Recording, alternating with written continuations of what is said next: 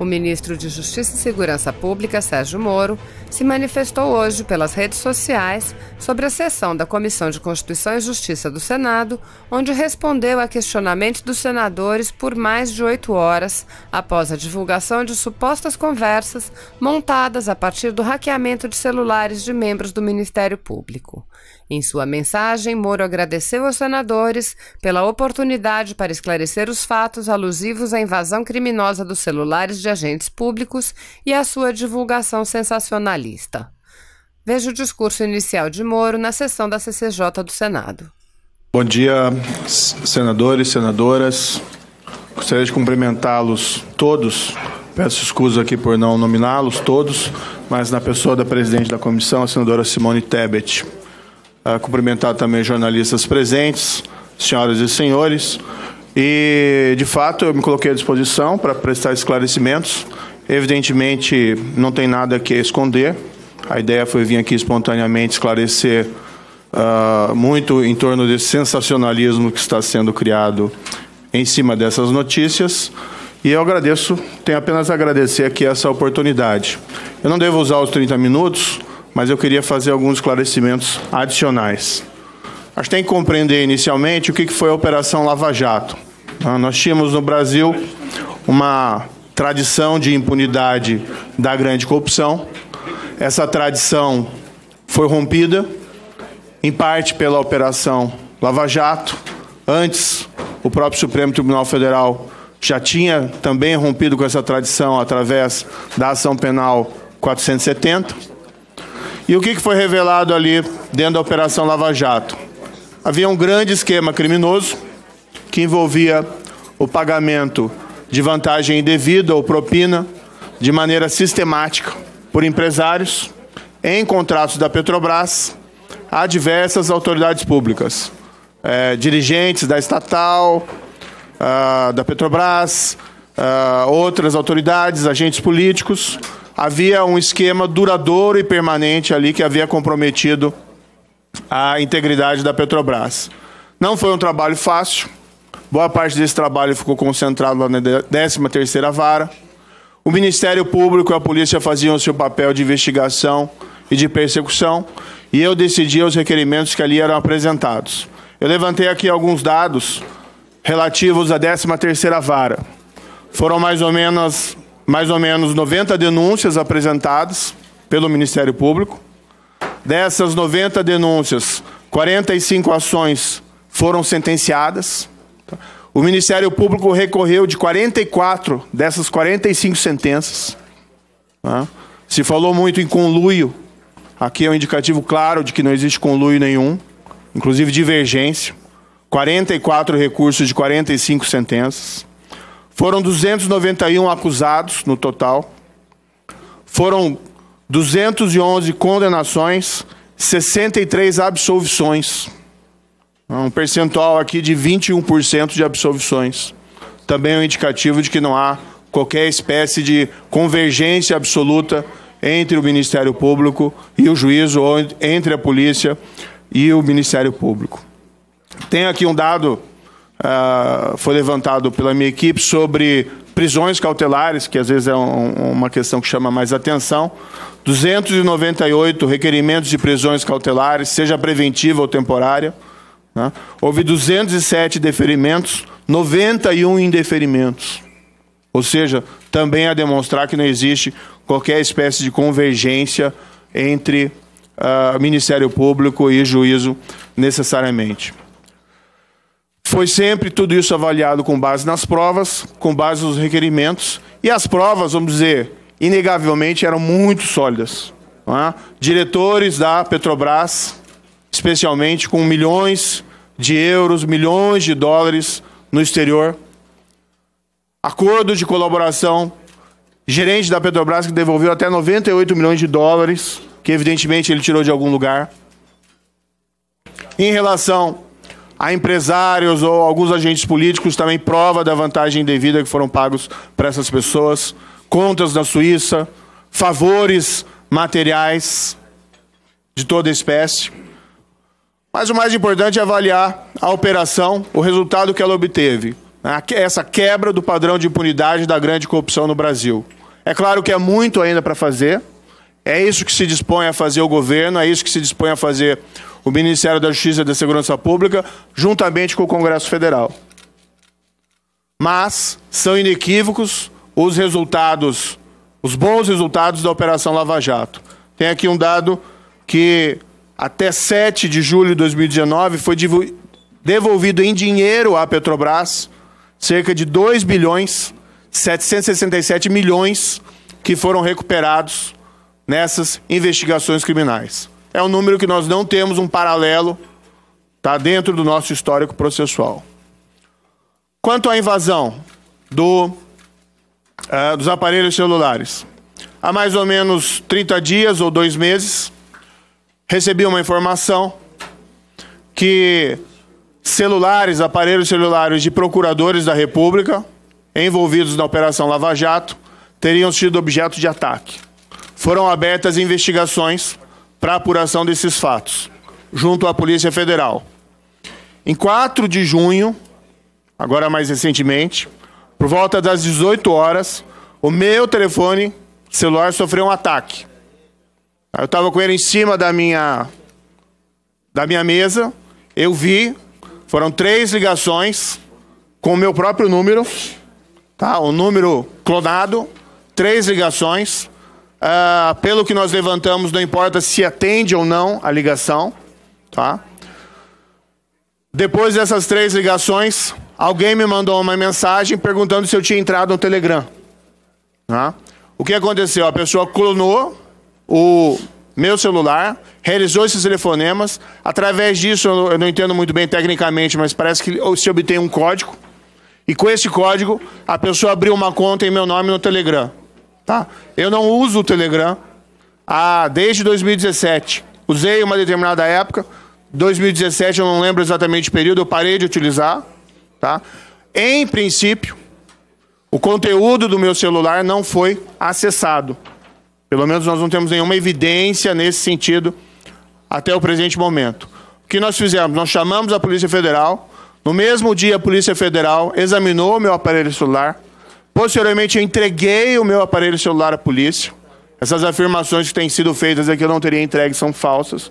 Isso foi entregue, documentado à Polícia Federal para fazer o exame. Afinal de contas, não tem nenhum receio a respeito do que tem dentro daquele aparelho. Aparentemente, esse grupo criminoso tem esse método de clonar aparelhos e buscar invadir aplicativos, especialmente esse Telegram. A investigação está sendo realizada com autonomia pela Polícia Federal.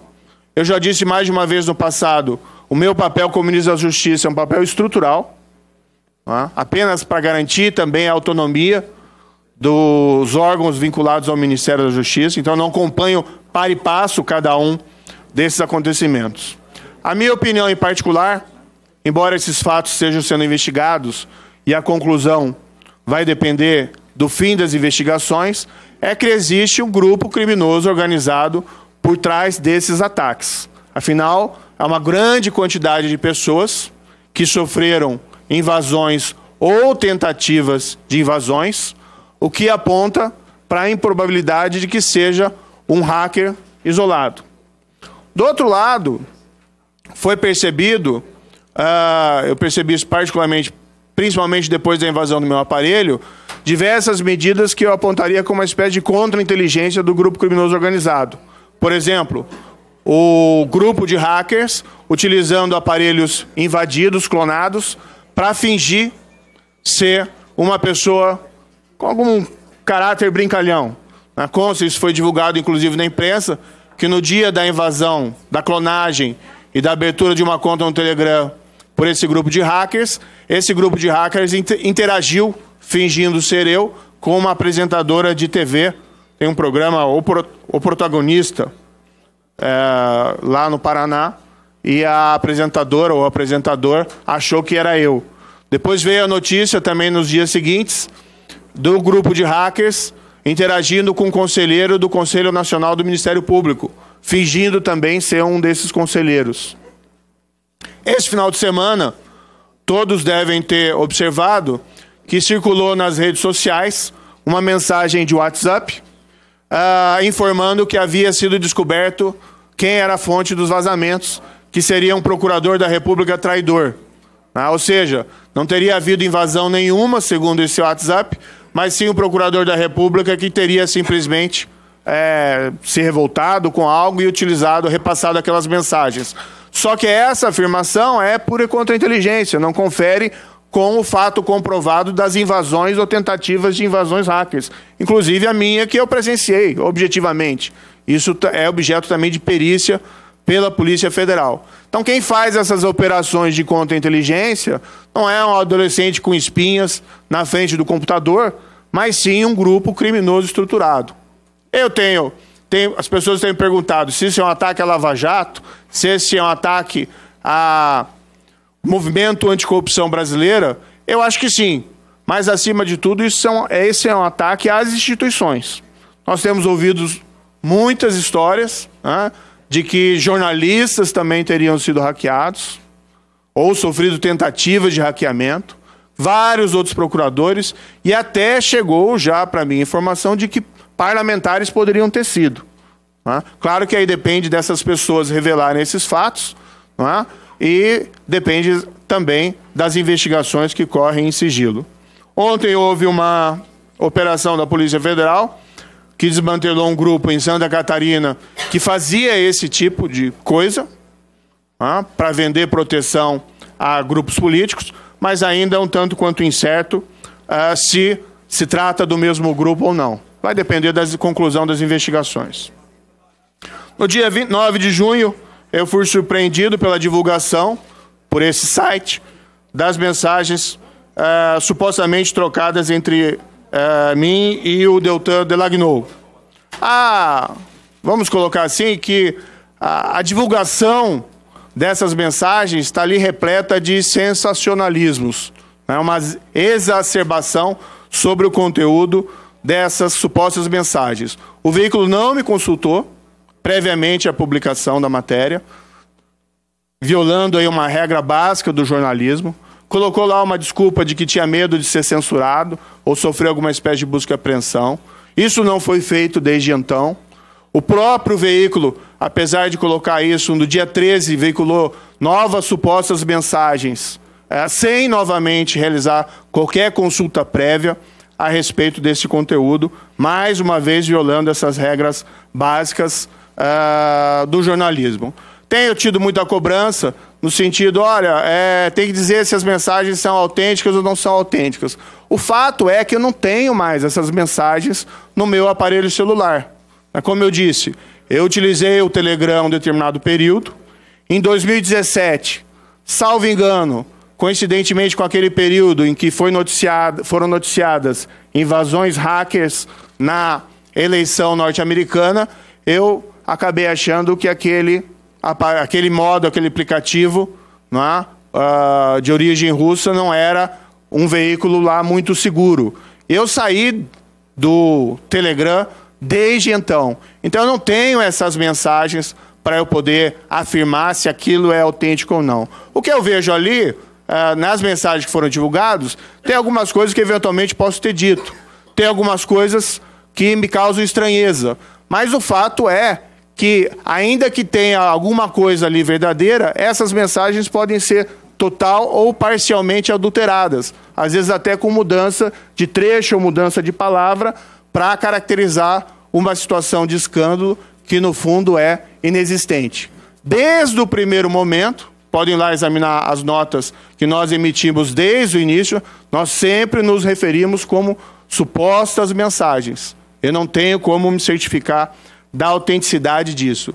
Esse veículo que tem essas mensagens não teve a dignidade, diz lá que tem um grande escândalo, grandes ilícitos, o que ainda está carente de demonstração, mas não teve a dignidade. Tudo bem, divulga, mas apresenta perante uma autoridade independente. Se eventualmente não quer apresentar para a Polícia Federal, apresenta lá para o Supremo Tribunal Federal, para que aquilo possa ser examinado na sua inteireza e verificado se de fato aquilo tem uma autenticidade.